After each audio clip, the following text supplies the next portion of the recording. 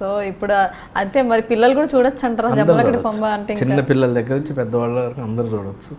దీంట్లో బూత్ కానీ ఇబ్బందికరమైనవి కానీ ఏమి ఉండవు, అంత ఎంజాయబుల్గా చాలా బాగుంటాయి. లేడీస్ బాగా లైక్ చేస్తారు నా క్యారెక్టర్ని, లేడీస్ ప్రాబ్లమ్స్ అన్నింటినీ చెప్పాం.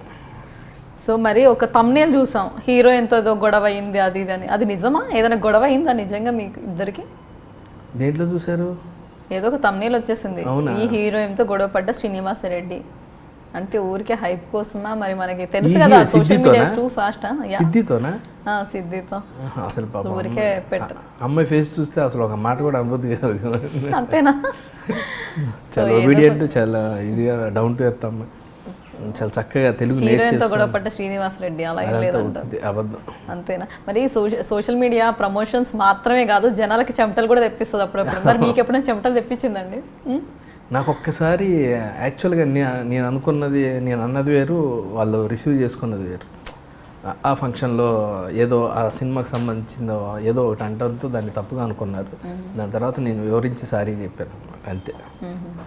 నా కెరీర్ మొత్తంలో ఏదన్నా ఒకటి ఉందంటే అదొకటే, అది కూడా చిన్న రాంగ్ కమ్యూనికేషన్, అది నేను ఏదో క్లారిఫై ఇచ్చేసరికి అందరూ సాటిస్ఫై అయ్యారు. సో మీకు గుర్తుండిపోయి బాధ పెట్టిన సంఘటన? బాధ పెట్టినా కాదు, తప్పు అంటే తప్పుగా నేను అన్నది తప్పుగా కన్వే అయింది. అదే మళ్ళీ ఎలా సార్ట్ అవుట్ అయిపోయింది. మరి మిమ్మల్ని ఇంకా ఏదైనా బాధ పెట్టిన రూమర్ ఉందా? ఇప్పుడు రూమర్స్ అయితే స్ప్రెడ్ అవుతున్నాయంట, దాన్ని నాకు తెలిసి మీ గురించి అంత రూమర్స్ ఏం కనిపించాలి. అలా బాధ పెట్టిన రూమర్ ఏదైనా ఉందా? ఏం లేదా?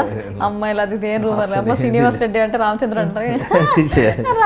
అంటే రాముడు రామచంద్రుడు అనేది పక్కన పెడితే ఏదన్నా ఉంటే వచ్చాయి కదా రూమర్స్. నా మీద అయితే అసలు ఎటువంటి రూమర్స్ లేవు, మరి నాకు తెలిసినంత వరకు లేవు. అదే లేకపోవడం కారణం ఏంటని అడిగా. చెప్పే కదా ఇండస్ట్రీ అన్ని నేర్పుద్దని. అంటే అంతేనా?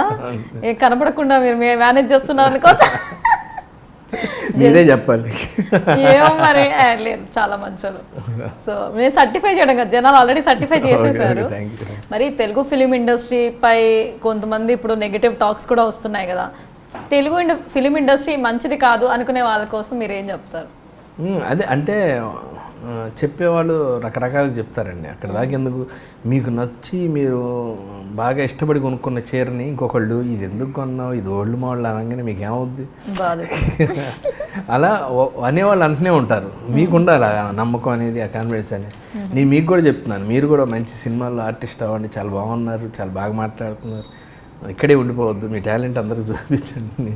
ఇది నిజం కాదు, ఇప్పుడు నిజాలు మాట్లాడుకున్నాం కదా. సో అదనమాట. ఏమంటారు మొత్తానికి ఏంటంటే శ్రీనివాస్ రెడ్డి గారికి ఏం అఫేర్స్ లేవు, ఏం లేదు, మొత్తం క్లీన్ నీట్ అంటారనమాట. అంటే అంటారనమాట కాదు, అదే నిజం అనమాట. అది నిజం అనుకోవాలన్నమాట కాదు, ఉన్నమాట.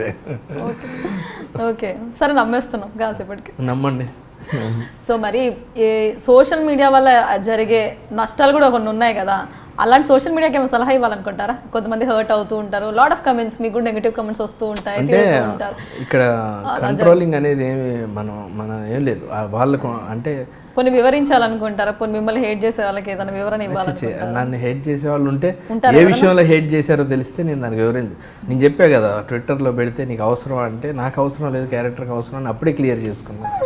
నాకు ఏదైనా నెగిటివ్ కామెంట్ వస్తే వెంటనే వాళ్ళతో చెప్పేస్తాను నేను, బాబు ఈ సినిమాని చెడగొట్టకండి ఆయన, ఆ టైటిల్తో చెడగొట్టకండి ఆయన, ట్రై చేసామమ్మా చూడండి అని చెప్పి. ఎవరికో వాళ్ళకి ఉన్న ఫీలింగ్ని, వాళ్ళున్న ఆలోచనలు మనం చెప్పాలి.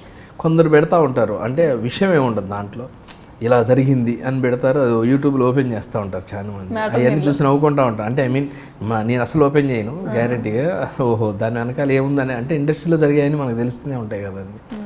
దాని గురించి పబ్లిక్కి ఎలా అట్రాక్ట్ చేయడం కోసం, ఆ హిట్ అవటం కోసం పెడతా ఉంటారు. అది వాళ్ళ జాబ్, వాళ్ళకి ఇచ్చిన జాబ్ని ఆ ఛానల్కు కంపల్సరీ దాన్ని కొన్ని హిట్స్ రావాలి కాబట్టి ఏ రకంగా పెడితే బాగుంటుందని ఆ క్రియేటివ్ హెడ్ ఆలోచించే విధానం. అలా కాకుండా ఇంకో రకంగా కూడా ఆలోచించవద్దు, ఇది ఈజీ వే అయిపోయింది. అయితే ఈ సోషల్ మీడియా గురించి రేస్ చేయడం ఎందుకు జరిగిందంటే, లైక్ ఎందుకు రేస్ చేశానంటే, ఇప్పుడు మూవీ వచ్చినప్పుడు రివ్యూస్ కామన్, రివ్యూస్ని బట్టి వెళ్ళే జనాలు కూడా ఉన్న ఈ రోజుల్లో. ఇప్పుడు ఏదో రివ్యూ కొంచెం తప్పుగా ఇచ్చినా కూడా చాలా ఎఫెక్ట్, అది చిన్న విషయమే కాదు, రివ్యూ కూడా 2 minutes ఇలా వేసి వీడియో వేసేస్తాడు, అలా కాదు కదా. సో దాని మీద ఉండే ఎఫెక్ట్ చాలా ఉంటుంది. అంటే రివ్యూని మించి బాగా జనాలకి రీచ్ అయ్యేది మౌత్ టాక్ అండి. థియేటర్లోంచి బయటకు వచ్చిన తర్వాత గ్యారంటీ వాడు ఫ్రెండ్కి ఫోన్ చేసి చెప్తాడు, అరే ఈ సినిమా బాగుంది చూడరా అని. ఈ రివ్యూస్ వల్ల ఆయన అభిప్రాయం, ఆ రివ్యూ రాసిన అతని గారి అభిప్రాయం అది. ఆయన అభిప్రాయాన్ని లైక్ చేసేవాళ్ళు అది చూసి ఆహా ఎందుకులే అనుకుంటాడు. కానీ అతని ఫ్రెండ్ ఎవడన్నా ఫోన్ చేసి అరే బాగుందిరా, చాలా బాగుంది, ఇంత ఎంటర్టైన్మెంట్ ఉందంటే ఇతను వెళ్తాడు కదా, తర్వాత వెళ్ళి ఓహో ఇతని అభిప్రాయం చెప్పాడు అనుకుని ఫీల్ అవుతాడు అతను. అంతేగాని దీనివల్ల పెద్ద ఎఫెక్ట్ అంటే ఓకే కొంచెం వరకు ఉంటుంది కానీ కొంత వరకు ఉంటుంది కానీ అదే శాసించదు, రివ్యూనే శాసించదు కదా. ఓకే ఒప్పుకుంటాను. సో మరి మీకు ఇష్టమైన హీరో, డైరెక్టర్, హీరోయిన్ ఎవరు? ఇది ఇబ్బందికరమైన ప్రశ్న. ఎందుకంటే నేను చాలామంది డైరెక్టర్స్తో పనిచేస్తూ ఉంటాను, చాలామంది హీరోస్తో పనిచేస్తూ ఉంటాను, చాలామంది హీరోయిన్స్తో పనిచేస్తూ ఉంటాను. ఎవరు ఇష్టం అంటే అంటే ఒక్కొక్కళ్ళు ఒక్కొక్క టైంకి మనం వర్క్ చేసే రోజుని బట్టి మారుతూ ఉంటాం. ఇప్పుడు రీసెంట్గా నేను ఎవరితో వర్క్ చేశానో ఈ జ్ఞాపకాలు ఎక్కువ ఉండి పాతయన్ని మర్చిపోలేం కదా. అందరూ నాకు అవకాశాలు ఇచ్చిన ప్రతి డైరెక్టరు, నేను యాక్ట్ చేసిన ప్రతి హీరో హీరోయిన్ అందరు నాకు ఫేవరెట్, చాలా ఇష్టం. సో పేరున అందరికీ థ్యాంక్స్ కూడా ఇంకా మాట్లాడినా. సరే మరి ఫేవరెట్ కమెడియన్ అయితే చెప్పాలి. చార్లీ చాప్లిన్ గారు. ఇక్కడ అబ్బా చాలా తెలుగుగా తప్పించుకున్నారు. లేదు నేను చిన్నప్పటి నుంచి సైకిల్ కొనుక్కోగానే ఫస్ట్ ఆయన బొమ్మ వేయించుకున్నాను, క్యాప్ పెట్టుకుని ఉన్నది అది నాకు ఆయన అంటే ఎందుకో బాగా ఇష్టం. అంతేగాని మాకు ఆన్సర్ రాలా. తెలుగు ఇండస్ట్రీలో తెలుగులో చాలా మంది ఉన్నారండి, బ్రహ్మానందం గారు, ఆలీ గారు, ప్రతి ఒక్కళ్ళు, భరణి గారు, వెన్నెల కిషోర్, అందరూ ప్రతి అందరితో ఎంజాయ్ చేస్తూనే ఉంటాం. అందరిది బాగా రఘుబాబు గారితో, కృష్ణ భగవాన్ గారితో అందరూ ఎంజాయ్ చేస్తూ ఉంటాం. ఇప్పుడు లేకపోయినా ఎంఎస్ గారి గురించి కూడా ఇప్పటికీ సెట్లో మాట్లాడుకుంటూ ఉంటాం. ఆ సినిమాలు ఇలా చేసాం, ఈ సినిమాలు అలా చేసాం అని అన్నీ ప్రతి ఒక్కరి గురించి గుర్తుండిపోదు.